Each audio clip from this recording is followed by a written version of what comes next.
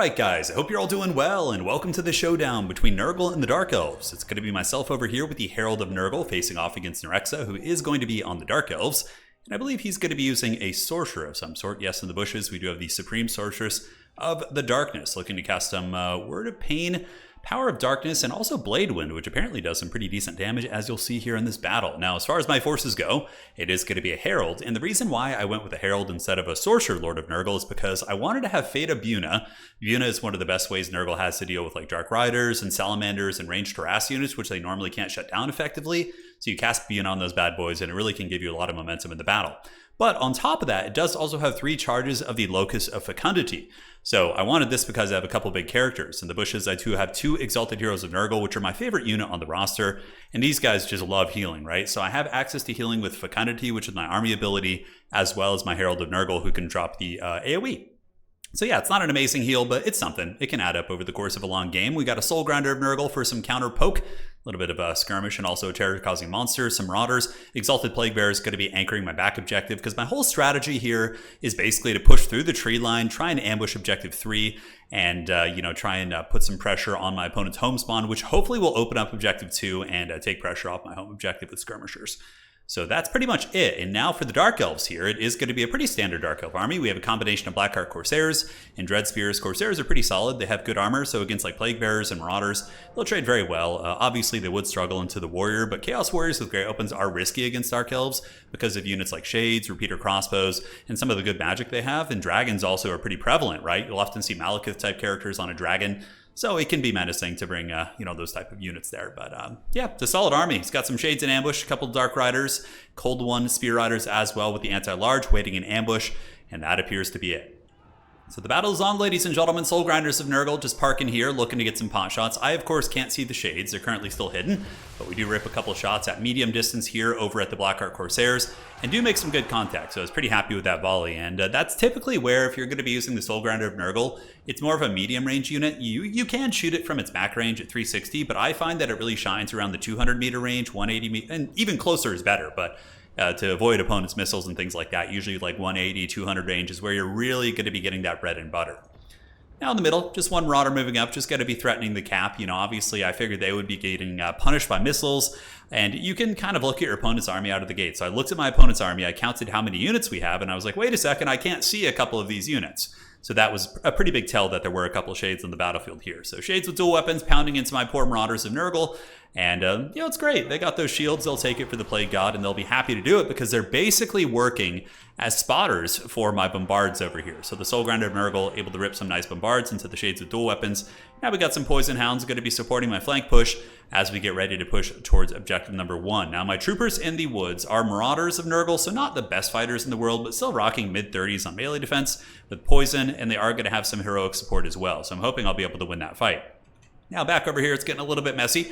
Marauders getting cycle charged by the Cold One Knights, and my big Nurgle Soul Grinder still nuking away into the Shades and other missile pieces, and still doing good damage. Taking out 6 Shades right there felt pretty good. In the middle objective, unfortunately, does flip to the forces of the Dark Elves. They had a lot more stuff here, but now I'm going to be slow pushing it with my Exalted Plague Bearers, while also opening my Gambit here on the top. So here comes the Marauders. And Blackheart Corsairs are pretty resilient against Marauders, so I would imagine these guys will probably kite back nonetheless. Some Cavalry, some Cold One Dread Knights coming out. The dreaded Dread Knights, all right, it's getting pretty heavy duty here. As Marauders engage against Dread Spears, my big Exalted Heroes also going to be piling in to do battle with the Cold One Knights. And eruptions of combat all over the battlefield as Forsaken do arrive from the alley. So the Forsaken came through the trees to try and help out. Forsaken have always been pretty good against Dark Elves. They trade well into most of the infantry and are very fast as well. So we do manage to find one Shade unit here. Some Hounds do pop out of the trees in ambush. So that was quite nice. Unfortunately, these are Shades with dual weapons, which means that they have anti-infantry and they can actually take my Hounds down really quick. Really cool usage of Word of Pain as well, lowering the melee attack of these units. So my Hounds basically do nothing and just get eviscerated, but that tech of these Shades with dual weapons against Hounds and Furies, because that's how Nurgle typically is going to shut down your Shades, is with Hounds and dual weapons, right? Or Hounds and Furies, excuse me. So having that to mitigate that, I think, is really, really cool. On the bottom side, the Exalted Plague Bearers still moving up, and now we have a little bit of weight on the objective here. As Forsaken going to be screaming across towards these Shades as well as these Dread Spears. Nurglings coming in, Exalted Plague Bearers, and now the pressure on the middle begins while we continue rumbling back here. Now, my opponent does call in the Ravens Heralds, very, very cool. Dark Riders riding these Hellsteeds. And they're able to shoot down the side, provide nice armor-piercing support. And overall, I still do have the capture weight here. The Exalted Heroes are really laying a bit of a beating here on the Cold One Dread Knights. And like I said, they're just linebackers. If they were isolated by themselves and surrounded by Cold One Dread Knights, they could start to take some really big damage. But considering they have Marauder and Forsaken kind of standing under them, they're really not going to be taking that much damage. Now, I do see the Dark Riders coming in, and Dark Riders with repeater crossbows are hands down one of the worst things you can encounter as Nurgle. In the Dark Elf roster, that is. There's certainly worse units out there, but even still, the Faded unit is going to be targeting them throughout the game. Another Shade unit does get popped here by the Hounds and Furies, and even though the Shades can fight back well, my opponent uses this as a bit of a bait. So there's the Blade Wind right there, and look at the damage that does. I know it doesn't have a ton of AP on it, but man, oh man, that did a lot of damage against my Hounds and Furies, and honestly wasn't a bad punish for my dive right there. So Exalted Plaguebearer is still moving up, but being kited and poked by the Blackheart Corsairs. And on the high ground objective, we do see the Forsaken as well as the Exalted Heroes still fighting, but it looks like I'm probably going to be losing this objective. I don't think I'm going to be able to grind through it. You know, I didn't have like a Festus or a Mortis engine over here to really help me out in that regard. So the Troll Soul will be paid to an extent. Now, the backfield, Soul Grinder still shooting away. As far as value, it's up to about 1,000, so its value has been good. Now it's shooting at the Dark Riders, assisting my Herald, who moves in, gets a Fade of Buna down on them, and the Fade of Buna will bring them down to like 20%, right? And then from there, a little bit of Soul Grinder focus fire, probably going to be able to rout them off. So you see, otherwise that'd be very tough for Nurgle to bring down. Dark Elves are really good at defending their mobile skirmish. They can use Dark Riders, they can use Harpies, all sorts of stuff like that. Cold One Knights, so trying to chase them with Furies and Hounds is very difficult. So Buna, I think, is one of the better bets for sure. So we still don't have the middle objective, still scrapping. I am falling behind on points a little bit. The Exalted Heroes of Nurgle now trying to make an escape here because, I mean, yes, they could fight here for a while, but my opponent has a ton of stuff, and I feel like it wouldn't be terribly cost effective. So considering my initial strategy of taking Objective 3 with some aggression did fail, I'm going to be pulling the Exalted Heroes back, looping them down towards the middle, and just trying to make this the epicenter of combat once again. And if there is another opportunity for playing Objective 3 over the course of the game, we'll certainly do our best. So more Plague Bearers hustling up, looking pretty cool. On the way in, the Herald of Nurgle doing battle with the remnants of the Cold One Knights. And what's cool about the Heralds are, I mean, they're still good fighters. I mean, they have over 5,000 HP when they're at full health and do have good armor piercing and poison and super high melee defense, AoE heal. I feel like they're really an underrated unit in terms of Nurgle lords. You always see Festus and Kugath, and of course the Sorcerer Lord of Nurgle is pretty popular, but this guy has the same lores of magic as the Sorcerer Lord. Yes, he doesn't have the armor, but again, the AoE healing and his utility up in the air I think is really nice. So finally, we're going to be flipping the middle objective. The Exalted Plaguebearer is still duking it out. Looks like there's going to be another Blade Wind here, so we get to see a showcase of its damage. And it's still doing some pretty respectable damage, kind of going the right way as well. Plaguebearers aren't really able to dodge a whole lot, so now we have our other Buna in the back pocket.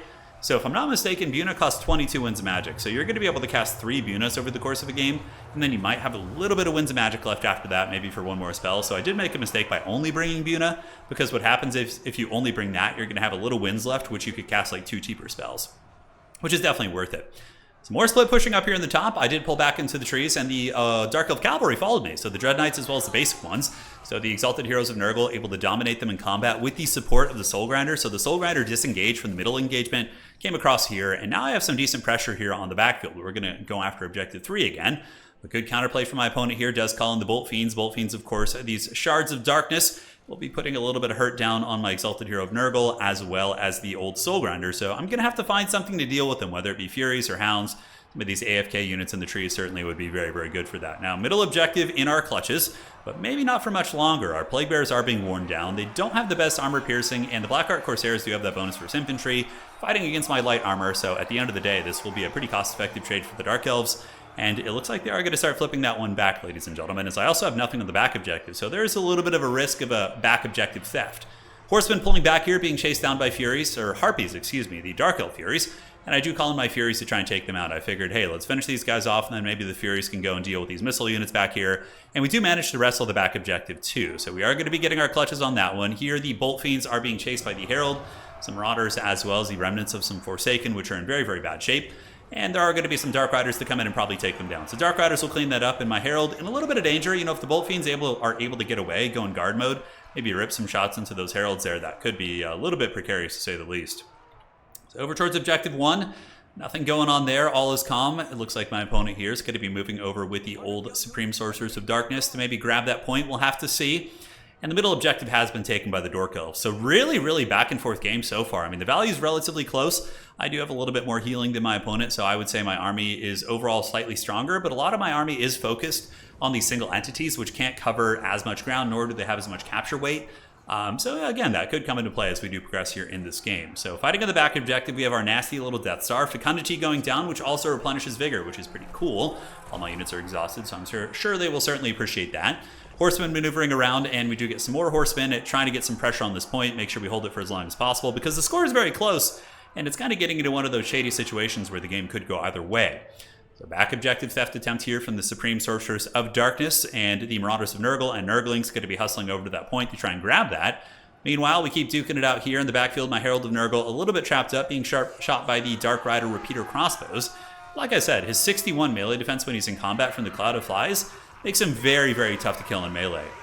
And honestly, just tough to kill in general. So Marauder Horsemen diving in, going for a little bit of aggression, and probably are going to be some Dark Riders popping out to counterplay them at any point. But I got to keep these guys from just shooting nonstop. And now we're going to be bouncing across to go after the Bolt Fiends. And Marauder Horsemen of Nurgle don't do crazy damage. They only, I think, have 17 melee attack, but they do have poison. And these dark shards aren't the tankiest. Although, these ones are wars. Wow, 31 melee defense, pretty respectable for sure. I retract that statement. It was false. So now we're going to start rumbling in the middle. I saw the writing on the wall. I felt as if I was starting to lose some of the engagements over here, being overwhelmed by numbers, my Lord being pushed back, Marauder Horsemen being pounded a little bit. So the Dark Elves are going to be retaking Objective 3. So what's going to happen now is a big, heavy fight over Objective 2 here in the middle as the dreaded Plague Toads of Nurgle nibble away here at the Blackheart Corsairs. Our Nurglings and Marauders did arrive before I lost that point. Thankfully, that would have been an absolute disaster. And the Soul Grinder's still online, but not for long. Up in the sky, we do see the Ravens Heralds who've somehow survived. They're like the Palpatines. Somehow they have returned. And they're back, and they're going to be putting a little bit of hurt down on that Soul Grinder of Nurgle. And, he's hanging in there like a champ, 1,400 value right there. And now the Soul Grinder going to be going for another prize. And hey, in the fourth quarter, he's not doing bad. He's routing off a couple units before he disintegrates. Got to give the guy some props.